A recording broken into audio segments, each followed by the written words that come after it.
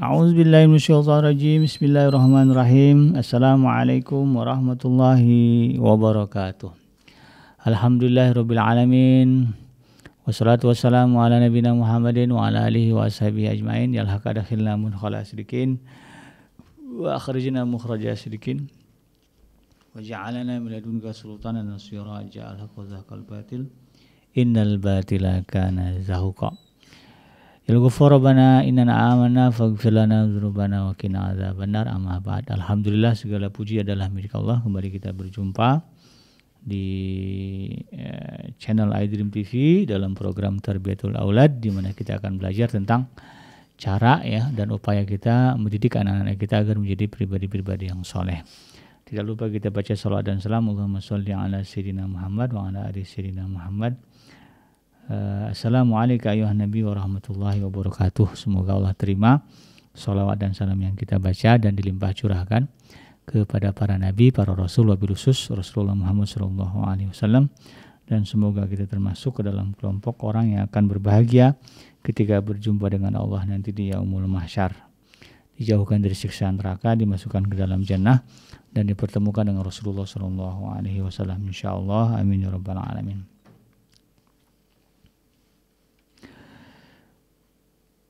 Sahabat hadirin yang dirahmati Allah, melanjutkan kajian kita di program Tarbiyatul Aulad, masih membahas tentang etika atau tanggung jawab pendidikan seks, dan tema kali ini melanjutkan tema sebelumnya. Kita akan masuk ke tema tentang etika meminta izin di dalam pendidikan seks untuk anak.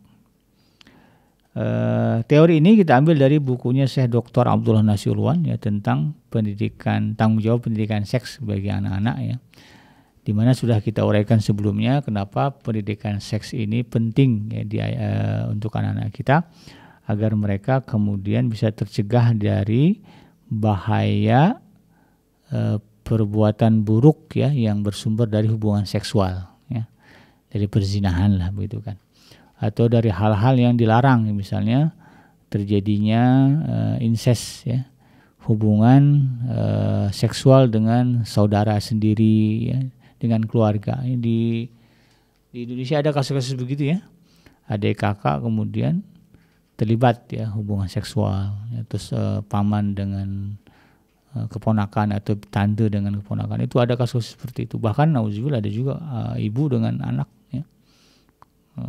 ada kasus-kasus begitu muncul.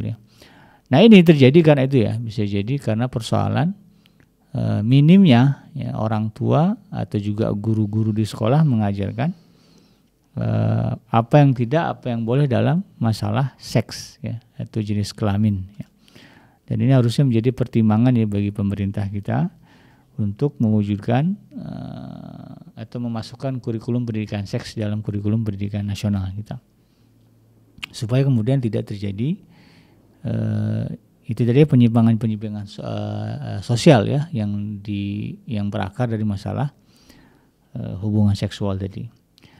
Nah, salah satu yang pertama terkait dengan teori pendidikan seksual atau pendidikan seks yang diajarkan, yang dikemukakan oleh Syekh Dr. Abdullah Nasiulwan adalah masalah etika. Tentu kalau bicara etika ini adalah kita bicaranya pencegahan dini, mencegah jangan sampai kemudian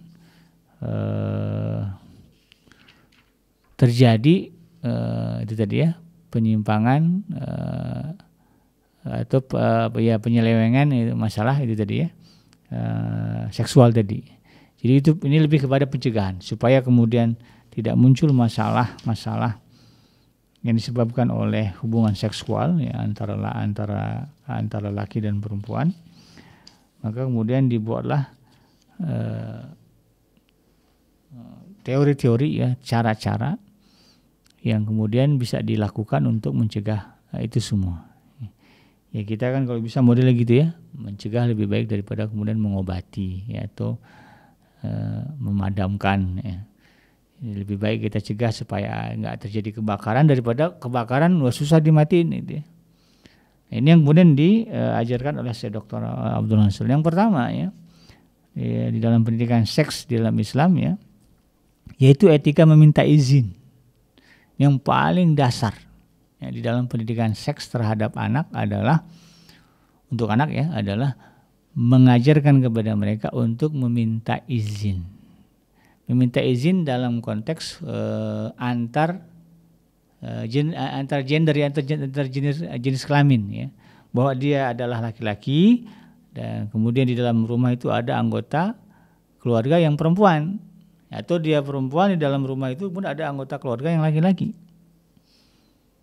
Ya, apakah ya jelas ya ibunya perempuan, ya, bapaknya laki-laki, ya. Kemudian kakak adiknya bisa jadi ya ada yang laki-laki semua, ada yang perempuan semua itu. Atau yang berselang-seling begitu kan. Oh, kalau di rumah itu nanti ada nenek perempuan, kakek laki-laki. Oh, ada tantenya atau ada omnya mereka ya laki-laki dan perempuan. Jadi ini harus dipahami ya.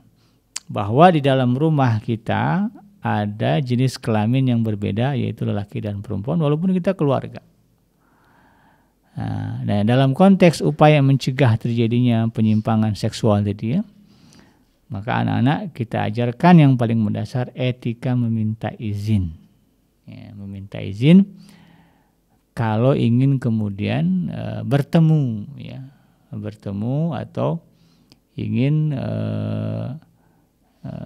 masuk kalau di dalam kamar itu masuk ke dalam ruangan mereka ya. Ya, masuk ke wilayah privasi mereka itu harus ada dibiasakan minta izin. Dalam hal ini kata saya Dr. Abdullah Nasilwan ya, beliau mengatakan bahwa ya penting untuk membiasakan agar anak-anak selalu meminta izin ketika akan memasuki kamar ya orang tuanya pada waktu-waktu ketika itu memang tidak ingin atau tidak boleh dilihat oleh anak-anak mereka. Jadi yang paling mendasar itu orang tua harus membiasakan kepada anak-anak ada momen-momen di mana kalau anak itu mau ketemu kita di kamar atau mau masuk ke kamar kita, nah, itu ada momen-momen yang memang orang tua lagi nggak mau dilihat. Ya tentu yang tahu kita lah ya. Nah, maka itu harus diketahui oleh anak kita, diajarkan kepada anak kita. Sebelum masuk ke kamar bunda atau ke kamar ayah bunda, kamu harus ketuk pintu dulu lalu kemudian minta izin.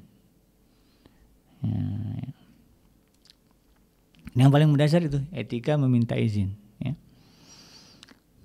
Nah hal ini sebagaimana yang telah dijelaskan di dalam Al-Quran di dalam surah An-Nur, ya, surah yang ke-24 ayat yang ke-58 hingga ayat yang ke-59.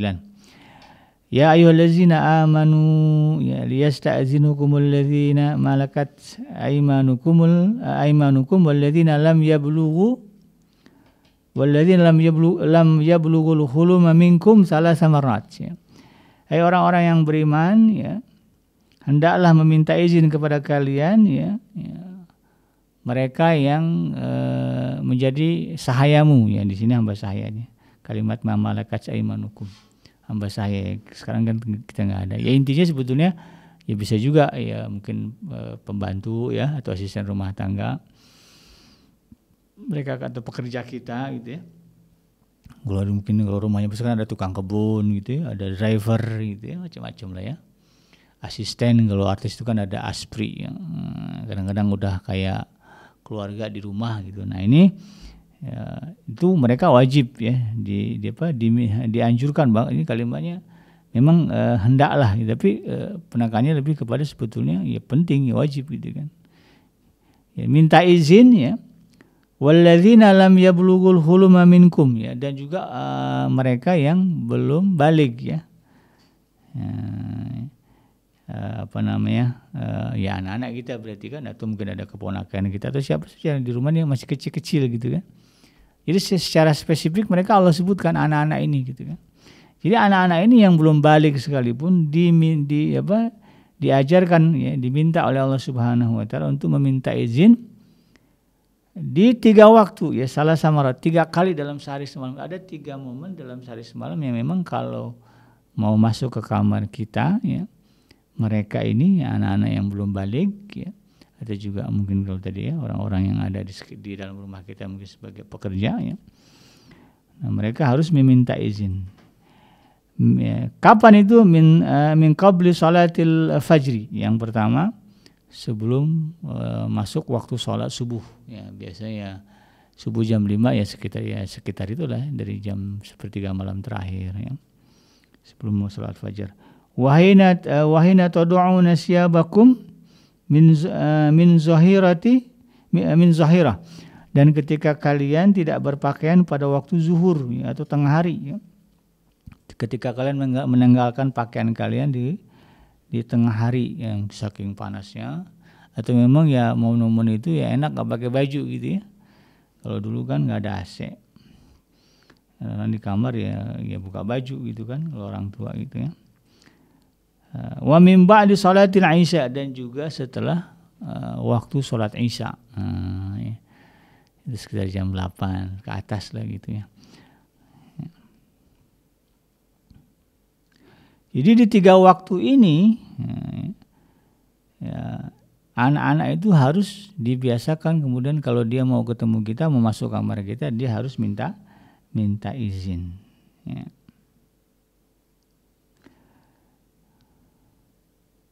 Kenapa ya? Karena itu tadi ya, di momen-momen itu bahwa kondisi kita secara fisik ya memang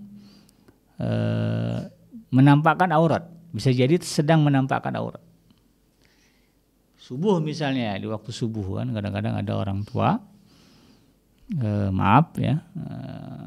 memenuhi kewajiban seksual ya suami istri gitu kan, sebelum subuh gitu kan, atau juga mungkin setelah isya gitu kan, biasanya begitu kan kodenya, udah selesai isya belum gitu ya. Nah, itu juga momen-momen orang tua kemudian ketika itu ada sedang ya melakukan aktivitas seksual gitu kan. Mungkin karena terlalu semangat, ayahnya lupa kunci pintu gitu, anak tiba-tiba masuk aja. Nah, itu kan bahaya ya. Atau ketika zuhur, kalau zuhur itu lebih kepada itu tadi ya, momen bahwa memang kadang-kadang situasinya ya kita orang tua mau bersantai-santai atau mendinginkan badan, kemudian dia tidak memakai pakaian sehingga auratnya nampak. Nah, untuk itu kemudian ya supaya benar-benar mata anak-anak kita terjaga ya, tidak kemudian terpatri ya di memori dia hal-hal yang belum menjadi haknya untuk dilakukan gitu. Nah, itu anak-anak itu benar harus dibiasakan minta izin.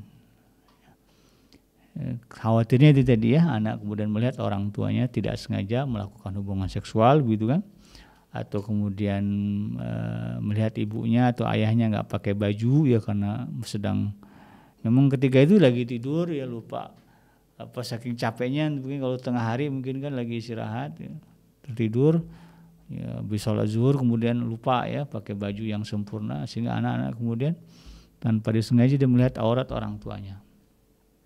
Nah, memori ya pandangan mereka ketika melihat aurat-aurat ini atau melihat aktivitas yang bukan konsumsi mereka itu, nah ini kemudian akan menyebabkan kerusakan ya, atau akan bisa jadi ya akan mengarahkan kepada mereka kepada pemikiran-pemikiran ya, kalau kita nyebutnya pikiran kotor gitu ya.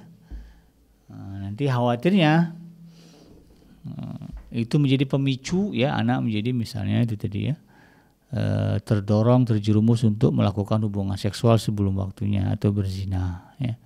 Kan ada ya kasus-kasus yang anak-anak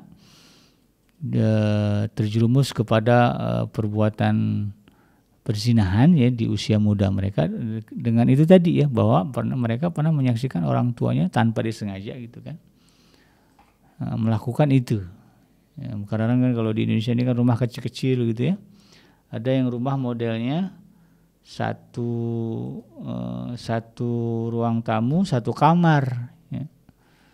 Jadi satu kamar tuh gabung-gabung, yang rumah petak kan begitu ya. Saya dulu pernah tinggal juga di rumah petak. Ruang tamu depan, ruang tengah kamar, ruang belakang dapur plus kamar mandi. Kadang-kadang pemisahnya cuman tirai, ya, nggak ada pintu kalau rumah-rumah petak. Itu desainnya begitu tuh. Nah, kadang-kadang kita ya orang tua ya, ayah, suami, para ibu ya, karena mungkin ekonomi nggak mendukung ya, terpaksa tinggal ya di rumah dengan kondisi begitu, tinggal ada anak laki-laki, ada anak perempuan itu kan. Akhirnya ya kamarnya bareng-bareng gitu ya, tempat tidurnya bareng-bareng. Nah, ini kadang-kadang momen-momennya bisa jadi ya dari anak kemudian berada di situasi itu tadi ya, dia melihat orang tuanya pada waktu memang tidak boleh dilihat. Nah itu karena itu kemudian ya harus diajarkan ya, kalau mau masuk ketemu ayah atau bunda di 3 waktu itu ya, di waktu sebelum fajar, kemudian di waktu zuhur dan di waktu isya malam setelah itu harus minta izin dulu ya. Ya ketok dulu pintunya, kalau pakai tirai gimana? Ya pakai yang diketok gitu kan. Ya panggil bundanya, bunda, ayah boleh nggak aku masuk gitu ya. Kalau diizinkan baru masuk. Jadi jangan langsung wah gitu ya buka pintu masuk, nggak boleh. Anak-anak harus diajarkan kalau mau masuk ke kamar pintunya tertutup, ketok pintunya, minta izin yang ada di orang yang ada di dalam. Kalau udah diizinkan baru masuk. Kalau kata orang tuanya tunggu dulu, nah, tunggu dulu lah. Mungkin orang tuanya benerin baju atau apa gitu kan, udah rapi baru kemudian dia boleh masuk. Biasakan seperti itu. Dan itu tidak hanya kepada orang tua ya, termasuk nanti dia ke kamar kakaknya, ke kamar adiknya, ke kamar tantenya ya, ke kamar neneknya, ya pokoknya yang lawan jenis lah gitu ya. Itu dia harus minta izin dulu. Ya, ketok dulu pintunya ya, kalau ke kamar kakaknya, kak boleh nggak aku masuk? Ya, bang boleh nggak aku masuk? Tante, om boleh nggak aku masuk? Ya, kalau dia izinkan baru masuk. Kalau nggak diketok-ketok nggak ada jawaban, nah jangan kemudian nekat masuk juga. Takutnya memang dia lagi tidur. Gitu ya. Nah, jadi diajarkan kepada anak seperti itu. Tujuannya apa? Menjaga pandangan anak-anak dari melihat hal yang kemudian bisa memicu mereka menjadi pribadi yang kemudian secara psikologi ya cenderung kepada perbuatan yang diharamkan, yaitu perzinahan ya, gara-gara memori itu lalu kemudian dia terjerumus, terdorong ya secara psikologi untuk memenuhi ya, gairah seksualnya padahal belum waktunya ya. Ini yang kemudian kita harus pahami. Demikian sahabat Edrim ya, mudah-mudahan bermanfaat dan bisa kita praktekkan ya. Yang benar datang dari Allah Subhanahu wa taala dan yang salah semata-mata lahir dari kealfaan dan kegelapan saya pribadi. Saya bikin pamit undur. Hasbiyallahu la ilaha illa huwa alaihi tawakkaltu wa huwa rabbul arsyil azim. Subhanaka Allahumma rabbana wa bihamdika asyhadu an la ilaha illa anta astaghfiruka wa atubu ilaik. Walhamdulillahirabbil alamin. Wassalamualaikum warahmatullahi wabarakatuh.